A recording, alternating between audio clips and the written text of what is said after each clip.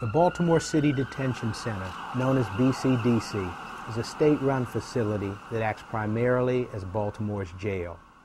More than 43,000 people are housed in BCDC each year. The vast majority are there awaiting trial. The Eighth Amendment to the Constitution insists that all U.S. jails and prisons, including BCDC, must provide detainees and inmates with adequate food, clothing, shelter, and medical care.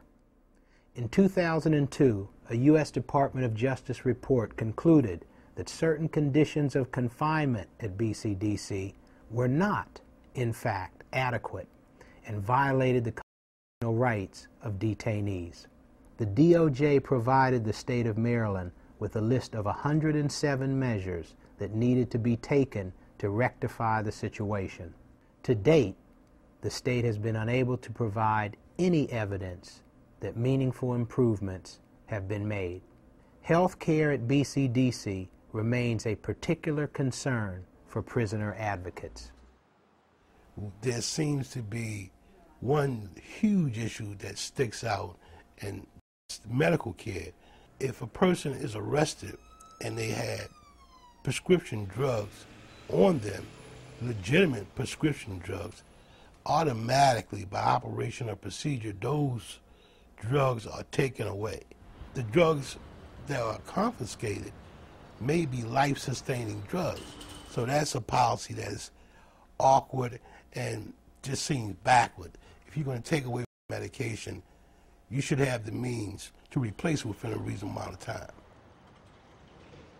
I take several different kinds of medications, one of which I was never given the entire 30 days I was in there, and I really didn't make a big stink about it because I was more concerned about the psychotropic drug that I take. Well, they would tell you to fill out a little form or something, and in my case, it took about 10 or 12 days before I saw my medication altogether.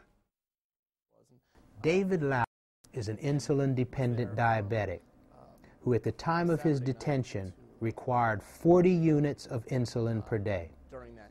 During his 2-day stay, he received only 4 units. To give you some perspective on that, that did absolutely nothing for me, nothing.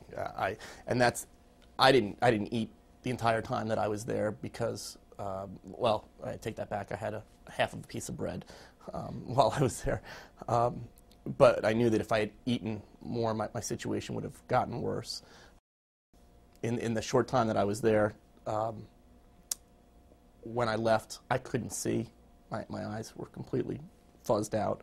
I could barely think. My body's temperature wasn't regulating itself right. And long-term effects as well. I picked up an infection while I was there that had to be treated with antibiotics. And that was just from a short stint of, I guess what bothers me most about that is that they knew what was going on while it was happening and yet still failed to act on it. They were monitoring the situation by taking blood sugar levels, seeing that they were extremely high, knowing what that does to the body, and yet doing nothing to treat it. The long-term effects of something like the high sugar levels are extremely bad. They lead to nerve damage, to organ damage, and these are very high levels that we're talking about. By the time that I got home, I don't know if anyone listening knows anything about diabetes, but the reader was saying that I was like 450, whereas a normal sugar level is supposed to be between the range of 80 and 120. A truly insulin-dependent diabetic can't live without their insulin. And how long it would take depends on the individual. But you are really putting your life in danger by stopping it. You could go into ketoacidosis, which is a condition of severe dehydration, and electrolyte imbalance of the salts in the blood, which can lead to death largely from dehydration. Or with another type of diabetes, you can go into what's called hyperosmolar coma. When the glucose level gets too high, the brain shuts down, you go into coma. Clifford Anderson arrived at BCDC with a colostomy bag and a serious hernia. Every 2 weeks, they would give me 3 bags. If I was on the outside, I would change it every 3 days. A stitch came out of this thing, and it was sinking into my body, which wasn't good because simple facts, I might have died, I might not have. Because if the stomach go back in, that means my dump go back in. If I dump inside my body, the toxic and the poison from my waste would have killed me. The doctor come on the tier bench, that's the medical ward, they supposed to come check. So he was walking down the tier. I knew he was on the tier, I took my shirt off. I took this bag off of this thing, and I stood at the grill. I said, "Sir, please, look at this." I said, "It's sinking in. You can see the stitch where it was hanging off." I said, "Sir, please look at this. It's right on that piece of paper." It said, "What do you want me to do?" This is the doctor. Basically, all my problems came with the colostomy and trying to get back. They already told me right off the, they didn't even give me no whole bar. They just told me right off, "We can't do nothing with the hernia. You might well lay back until they call you." They knowing they wasn't gonna call me. When I went from Central Booking to East Section, it was like a small basketball. You ever see one of them little teeny basketballs you can hold your hands like that? And then it just got bigger when I was on the East Section. You want to show us what it looks like now? Yeah. I don't know what to say about the jail. I don't know how to get through to them that people really need medical attention. Every time somebody go there, they think somebody playing games. This former detainee entered BCDC shortly after a lumpectomy to treat breast cancer. Where they made the incision to remove the lump, I was experiencing some pus and blood, and I knew that was an infection.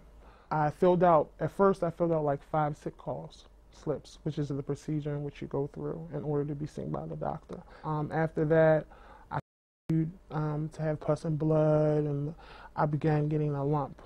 And I filled out literally like 50 sick call slips in that short amount of time that I was there, and I never was seen. As a result of that, upon being released some months after that, I had to go to the hospital and get the antibiotics, and the doctor told me that all of this could have been avoided all they had to do was give me the antibiotics that I was taking prior to me being incarcerated. Sometimes, as you show with that woman's case with the breast lesion, sometimes wounds that can be relatively minor and easily treated can get out of control and require surgery and even amputations. So that obviously is going to have permanent consequences for somebody's life, and it's quite preventable. These accounts are just some of the many that detainee advocates have recently recorded. Even after I started my medication for lupus, they stopped it, saying it had run out. I've never gotten the surgery that I was told I would need it, and I have not seen an orthopedist for months. About a month ago, I felt a lump in my breast.